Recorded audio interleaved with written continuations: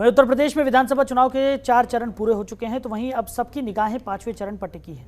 Hot seat के रूप में मानी जा रही अयोध्या विधानसभा चुनाव को लेकर सभी पूरी तरह से निगाहें लगाए बैठे। इसी पर एक खास रिपोर्ट देखिए।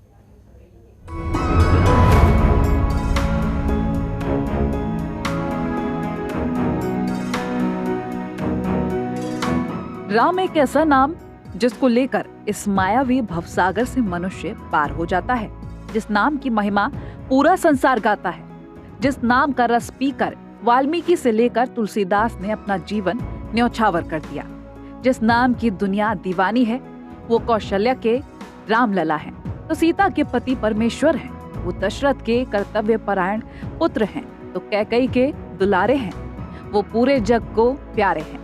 ऐसे में जब उस मर्यादा पुरुषोत्तम की नगरी की बात हो तो कहने की क्या है, क्योंकि चुनाव चाहे लोकसभा हो या विधानसभा का, श्री राम के बिना चुनाव आधा है।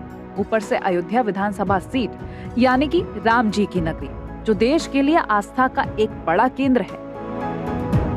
पुराणों से लेकर सुप्रीम कोर्ट तक के ऐतिहासिक फैसले में अयोध्या का नाम है। इसी वजह से अयोध्या विधानसभा सीट बीजेपी के लिए नाक का सवाल है। अयोध्या की सीट बीजेपी के लिए काफी ज्यादा अहम मानी जा रही है, क्योंकि इसी मुद्दे को हवा देकर बीजेपी 2 सीटों वाली पार्टी से देश की सबसे बड़ी सियासी पार्टी बन गई। और तो और 30 साल तक रामलला हम आएंगे मंदिर वहीं बनाएंगे के नारे को बुलंद करने वाली बीजेपी इस बार जो राम को लाए हैं हम उनको लाएंगे के नारे के साथ आगे बढ़ रही है, क्योंकि आजादी के 70 साल से ज्यादा समय के बाद राम मंदिर मुद्दे का हल निकला और अब भव्य राम मंदिर का निर्माण हो रहा है। पिछले चुनाव में इस सीट पर बीजेपी ने कब्जा कर लिया था, तो वहीं इस बार भी अयोध्या सीट बीजेपी की साख का सवाल बन गई है। और इसी का परिणाम है कि इस सीट पर सीएम योगी को उम्मीदवार बनाने की भी चर्चा सामने आई थी, लेकिन इस सीट से बीजेपी ने वेद प्रकाश गुप्ता को ही अपना उम्मीदवार बनाया है, तो वहीं समाजवादी पार्टी ने पवन पांडे को अपना उम्मीदवार बनाया। बीजेपी हो या सपा या फिर बसपा, सभी राजनीतिक पार्टियां अपना परचम लहराने के लिए जी तोड़ मेहनत कर रही हैं।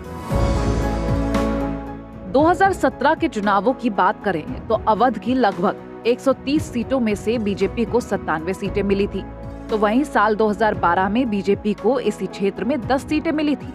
मतलब 2017 के चुनावों में बीजेपी ने 87 सीटें ज्यादा जीती। वहीं समाजवादी पार्टी की बात करें तो साल 2012 की तुलना में 2017 में घाटा हुआ।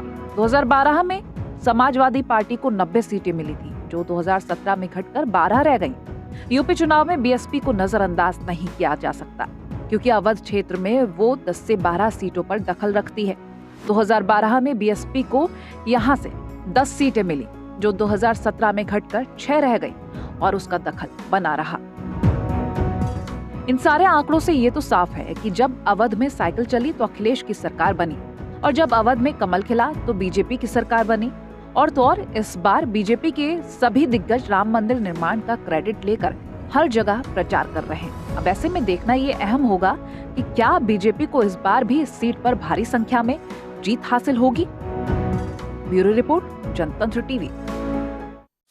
खबरों के निष्पक्ष विश्लेषण के लिए सब्सक्राइब करें Jantantra TV and press the bell icon. Never miss any update.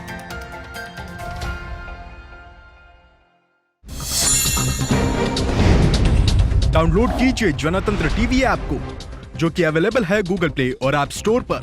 अधिक जानकारी के लिए अभी डाउनलोड करें।